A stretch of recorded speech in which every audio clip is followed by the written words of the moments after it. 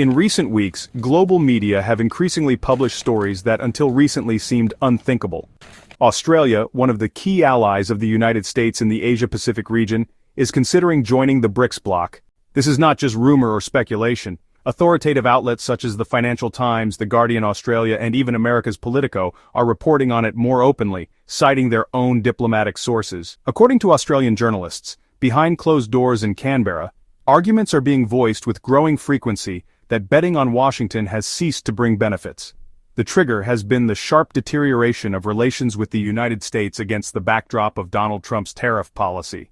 Continuing along the path of protectionism, the American president struck not only at China, but also at U.S. allies. The new tariffs on Australian aluminum, steel, and agricultural products have dealt a serious blow to the continent's economy, where exports play a crucial role. Insiders close to the office of Prime Minister Anthony Albanese say that in recent months, a serious split has emerged within the Australian government. Some ministers still insist on preserving the traditional alliance with the United States, but the camp of supporters of strategic autonomy oriented toward deepening ties with China, India, and Russia is gaining increasing influence. The situation is further aggravated by the fact that the United States itself is increasingly willing to sacrifice the interest of its allies for domestic political purposes. Trump bluntly stated in an interview with Fox News that America will no longer babysit even its friends if they are not ready to play by American rules.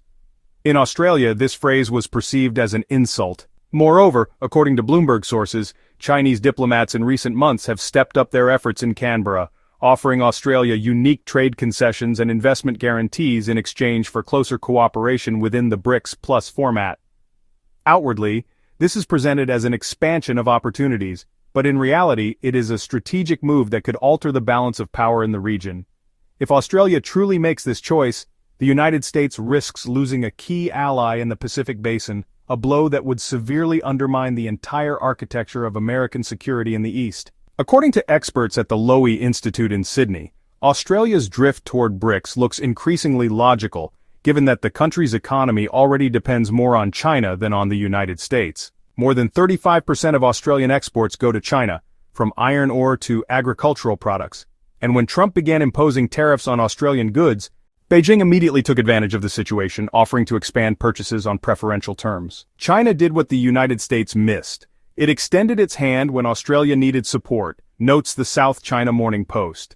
What is striking is that this rhetoric is now heard not only in expert circles, but also within Australian business. The Australian Aluminium Council recently issued a statement directly warning that U.S. tariffs threaten thousands of jobs and undermine a partnership that has been built over decades. Meanwhile, American media reports serious alarm inside the White House.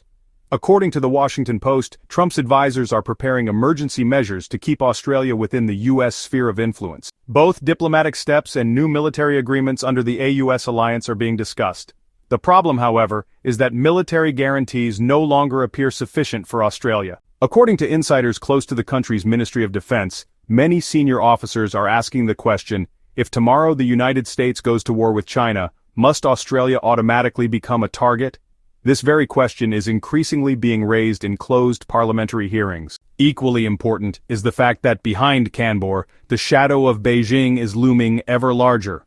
China is effectively backing the idea of Australia joining BRICS, promising multi-billion-dollar investments in infrastructure projects ranging from ports to railways. Moreover, Australian media have increasingly reported on secret talks between representatives of Chinese state banks and the largest financial institutions in Sydney and Melbourne. Altogether, this resembles a strategic operation aimed at gradually pulling Australia into a new economic bloc led by China, Russia, and India. For the United States, the prospect of Australia shifting colors toward BRICS looks catastrophic.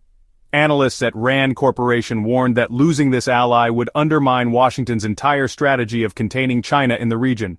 Australia has hosted key American bases including facilities for surveillance and satellite intelligence, but if Canberra begins to hedge between the United States and China, or worse, joins BRICS outright, Washington risks losing its load-bearing pillar in the Indo-Pacific strategy. Amid these developments, Donald Trump seems to underestimate the seriousness of the threat. In his speeches, he continues to emphasize a tough trade policy, insisting that allies must pay more for their partnership with America. Yet this very approach is increasingly backfiring. Australia, which for decades saw itself as part of the Western Club, is now looking east with growing interest. As political analyst Rory Madoff observes, if Trump doesn't change his approach, Australia could become the first Western state to choose BRICS over Washington. Thus, a paradox is unfolding in its drive to punish China. America is inadvertently pushing its own allies into Beijing's embrace. If this process is not halted in the coming months, the world may witness the most significant geopolitical shift in decades. What is especially telling is that China's strategy to draw Australia into BRICS is not built on direct pressure. Beijing is operating far more subtly through economics, infrastructure, and culture. According to Nikkei Asia, several new investment programs have already been launched in Australia, with the participation of Chinese funds linked to the state-owned China Development Bank. These include multi-billion-dollar projects in green energy, port infrastructure, and high-speed rail. In Sydney and Melbourne, joint research centers are being established where Chinese companies collaborate directly with Australian universities. All of this is framed as a partnership for the future, but in practice, it creates an economic dependence that will be difficult to break. At the same time, Beijing is actively shaping public opinion. Chinese media broadcasting in English are increasingly publishing stories portraying Australia not as a junior partner of the US, but as an independent power capable of leading in the Southern Pacific. In Canberra, voices are growing louder that BRICS membership would allow Australia to truly realize its potential, rather than remain in America's shadow. According to Reuters sources, Chinese diplomats have already held several meetings with Australian trade unions and business associations, promising guaranteed contracts for Australian workers if the country joins BRICS. It is crucial to understand that this is not only about trade. China is offering Australia the role of a key supplier of raw materials and energy for the growing BRICS economies. Analysts at the Financial Review describe this as effectively a ticket into the club of nations set to control the future global resources market. And at a time when the United States is closing its markets with tariffs and Europe is sinking deeper into crisis for CRA, the offer looks less like an alternative and more like an opportunity. Interestingly, even India, with which Australia has had a complicated past, is actively supporting the idea. According to The Hindu, New Delhi sees Australia's possible entry into BRICS as a way to strengthen the bloc's southern flank and create a counterweight to Western alliances. For India, this is a chance to secure the role of mediator between China and Australia, which in the future would allow New Delhi to position itself as a global architect of a new world order. Against this backdrop, anxiety in Washington is only growing. According to the Wall Street Journal, reports are already circulating within the U.S. National Security Council that examine the scenario of a partial loss of Australia. These documents explicitly warn that if Australia joins BRICS, the entire system of American alliances in the region could begin to collapse like a house of cards. After Canberra, other countries from New Zealand to the Philippines might follow suit. Thus, we are witnessing a rare case where U.S. domestic policy, Trump's tariffs, is triggering a chain reaction that could lead to global geopolitical shifts.